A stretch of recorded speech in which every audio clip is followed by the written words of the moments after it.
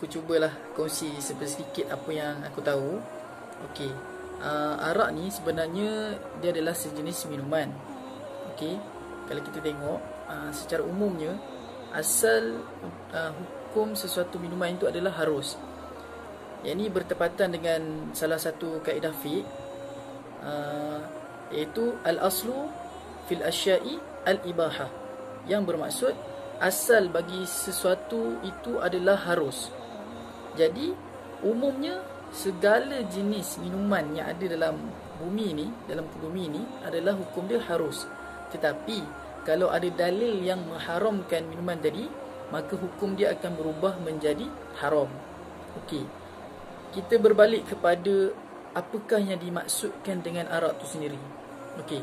Kalau kita tengok definisi arak dari sudut bahasa, arak ini daripada perkataan al-khamar, yang maksud dia menutupi.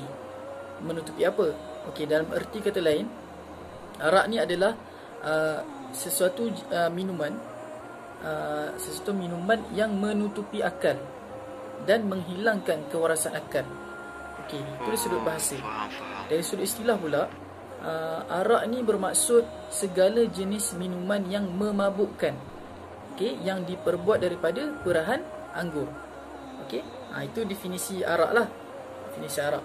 Okey, kita tengok apa pula hukum minum arak ni. Kita tengok dalil-dalil yang terdapat dalam Al-Quran dan hadis. Okey, kalau kita tengok dalam kitab Fiqh Manhaji, penulis ada menjelaskan kedudukan arak dalam Islam. Okey, penulis mengatakan bahawa haram meminum minuman yang memabukkan. Okey, sama ada arak yang diperbuat daripada anggur ataupun bukan arak yang diperbuat daripada benda lain lah. Jadi hukum dia haram, tetap haram. Okey, tak kisahlah dia perbuat daripada anggur ke bukan anggur, tapi kalau dia memabukkan, minuman tu memabukkan, maka hukum dia adalah haram. Okey, ini berdasarkan dalil dalam Al-Quran, sebagaimana firman Allah Subhanahu Wa Taala di dalam surah Al-Maidah ayat 90. Okey, a'udzu billahi minasyaitonir rajim. Ya ayyuhalladzina amanu innamal khamru wal maisir wal ansab wal azlam rijsum min 'amali syaitan fajtanibuhu la'allakum tuflihun. Okey, yang bermaksud, ya ayyuhalladzina amanu, wahai orang-orang yang beriman, innamal khamru wal maisir, sesungguhnya arak dan judi, wal ansab wal azlam, dan pemujaan berhala dan mengundi nasib dengan batang-batang anak panah, rijsum min amali syaitan, adalah semuanya kotor, yakni keji daripada perbuatan syaitan. Fajtanibuhu la'allakum tuflihun, maka jauhilah dia supaya kamu berjaya. Ini firman Allah dalam surah Al-Maidah ayat 90. Okey, Allah suruh kita jauhi arak, okey, supaya kita berjaya. Okey, kalau kita tengok pula dalam hadis, okey, Nabi SAW bersabda, kullu syarabin askara fahuwa haram. Maksud dia, semua yang memabukkan adalah haram, iaitu dalam riwayat Bukhari dan Muslim. Okey, jadi berdasarkan dalil-dalil yang telah saya baca tadi, mengatakan bahawa hukum minum arak adalah haram. Hukum minum arak adalah haram. Okey, tetapi dulu aku pernah dengar arak ni dia ada peringkat-peringkat dia. Peringkat-peringkat pengharaman arak ni. Bukan terus haram macam tu. Sebab zaman Nabi dulu, para sahabat yang minum arak. Jadi boleh tak mungkin korang ada ingat, korang share kan, peringkat-peringkat pengharaman tu. Oh, aku ada ingat tentang peringkat pengharaman arak ni. Aku ada ikut satu ceramah dulu. Dalam ceramah tersebut dinyatakan bahawa peringkat pengharaman arak ini ada 3. Okay, yang pertama dalam surah Al-Baqarah ayat 219 yang berbunyi, yas'alunaka 'anil khamri wal maisir qul fihima ithmun kabir ومنافع للناس وإسمهما أكبر من نفعهما. Yang bermaksud, mereka bertanya kepadamu tentang khamar, iaitu arak dan judi. Katakanlah, pada keduanya itu terdapat dosa besar dan beberapa manfaat bagi manusia. Akan tetapi, dosa keduanya itu lebih besar daripada manfaatnya. Setelah penurunan ayat ini, para sahabat mula meninggalkan perbuatan meminum arak ini sedikit demi sedikit. Akan tetapi, tidak dinafikan bahawa arak itu mempunyai sedikit kelebihan, iaitu tujuan memanaskan badan bagi peminumnya. Akan tetapi, Allah Subhanahu Wa Taala telah jelaskan di dalam ayatnya bahawa dosa perbuatan meminum arak ini adalah lebih besar daripada manfaatnya. Okey, untuk peringkat kedua pula, Allah Subhanahu Wa Taala telah berfirman di dalam surah An-Nisa ayat ke-43 yang berbunyi, Ya ayyuhalladzina amanu la taqrabus salata wa antum sukara hatta ta'lamu ma taqulun. Yang bermaksud, wahai orang-orang yang beriman, janganlah kamu solat sedangkan kamu dalam keadaan mabuk, sehingga kamu memahami apa yang kamu ucapkan. Pada peringkat kedua ini, Allah mengharamkan peminuman arak apabila hampir kepada waktu solat. Kenapa ketika hampir masuk waktu solat? Kerana dikhawatiri di dalam solat yang didirikan ketika mabuk akan menyebabkan solat itu tidak sah, kerana tersilap membaca Al-Fatihah dan rukun-rukun qauli yang lain. Jadi itulah sebabnya kenapa ayat ini diturunkan oleh Allah Subhanahu Wa Taala. Walau bagaimanapun, arak pada ketika ini masih lagi boleh diminum sebelum berlaku pengharaman pada peringkat yang ketiga. Pengharaman pada peringkat ketiga ini Allah Subhanahu Wa Taala telah jelaskan dalam surah Al-Maidah ayat yang ke-90, iaitu Ya ayyuhalladzina amanu innamal khamru wal maisiru wal ansabu wal azlamu rijsun min amali syaitan fajtanibuhu la'allakum tuflihun. Yang bermaksud, wahai orang-orang yang beriman, sesungguhnya bahawa arak dan judi dan penyembahan berhala dan mengundi nasib dengan batang-batang anak panah adalah semuanya kotor dan keji dari perbuatan syaitan. Oleh itu, hendaklah kamu menjauhinya supaya kamu berjaya. Selepas berlaku penurunan ayat ini, barulah perbuatan meminum arak itu diharamkan terus daripada agama Islam.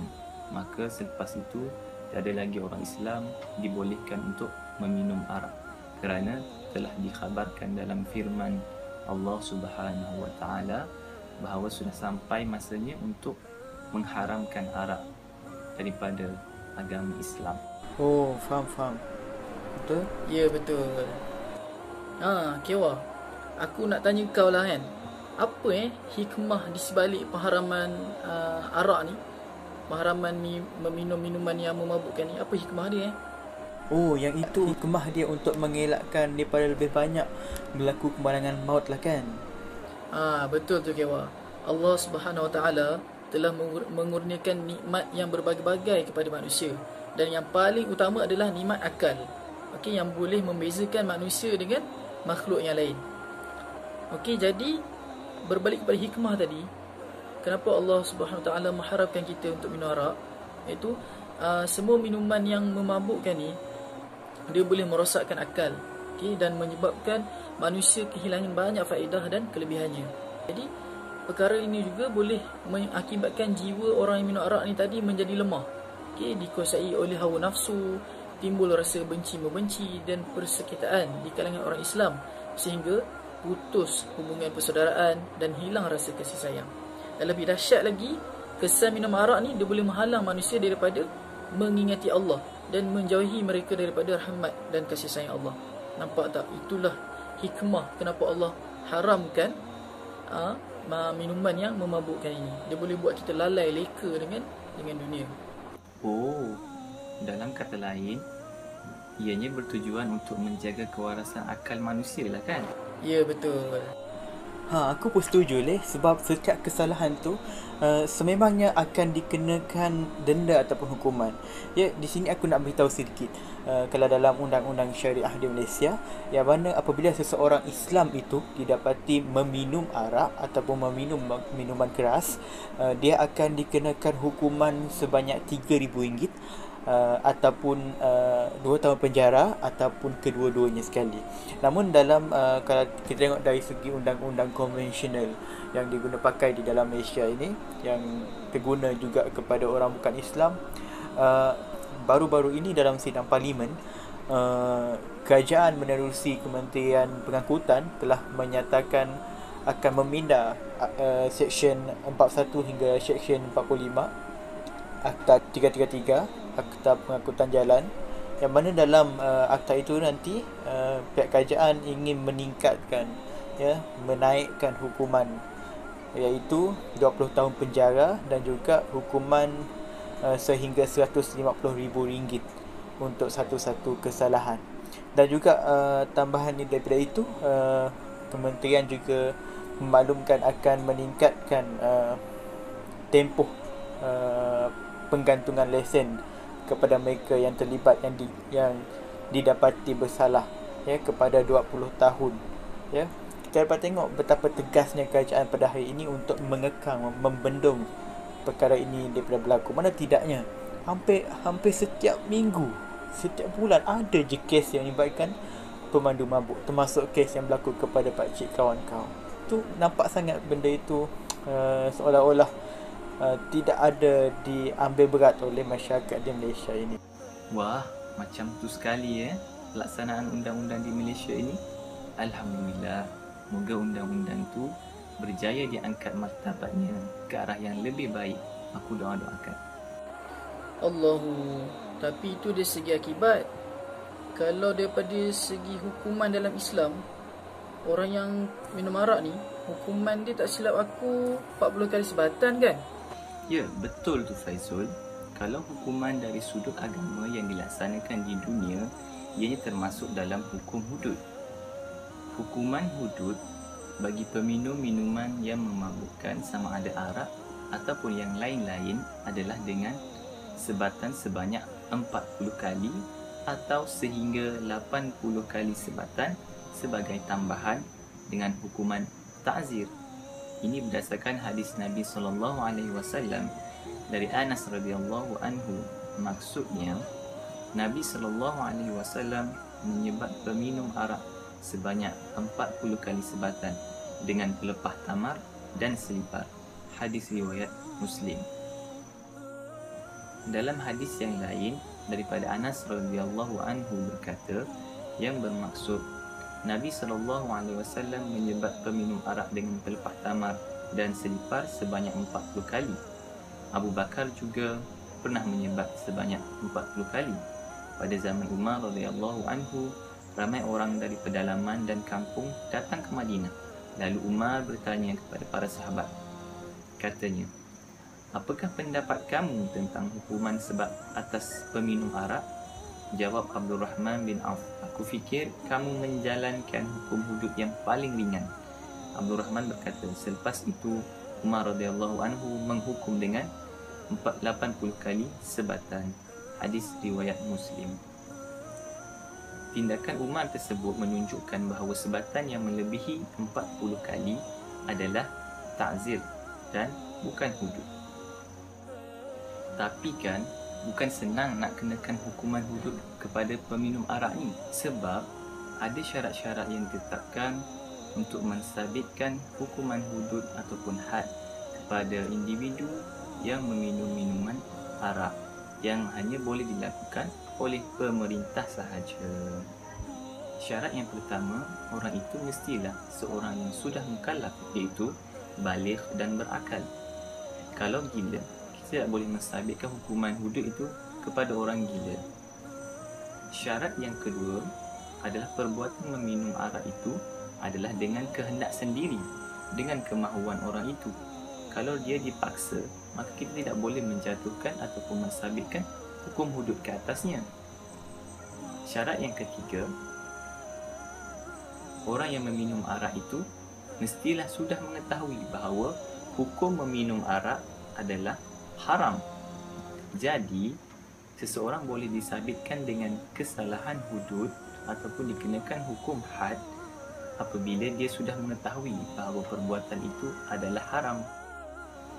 Bagi syarat yang keempat pula, sama ada orang itu sendiri yang mengaku bahawa dia meminum arak ataupun dilihat dengan dua orang saksi yang adil, dan saksi itu mestilah terdiri daripada dua orang lelaki yang adil. Jadi itulah kesemua syarat-syarat untuk disabitkan seseorang dengan hukuman hudud dalam perbuatan meminum arak. Jadi bukan senang ya untuk jatuhkan hukuman hudud ke atas seseorang. Oh, bukan semudah itulah maksudnya untuk seseorang itu dijatuhkan hukuman hudud. Oh, faham. Memang dia kena ada bukti yang betul-betul kukuh barulah seseorang itu boleh disabit kesalahan lah kan. Okeylah geng. Terima kasih atas perkongsian bersama tadi. Alhamdulillah, aku pun dah mula faham. Apa pun, kita stop kat sini dululah. Sebab mak su aku dah panggil dulu. Katanya nak kena biolog durian. Assalamualaikum. Waalaikumsalam Jumpa lagi. warahmatullahi wabarakatuh. Okey, Terima kasih. waalaikumsalam. Terima kasih semua.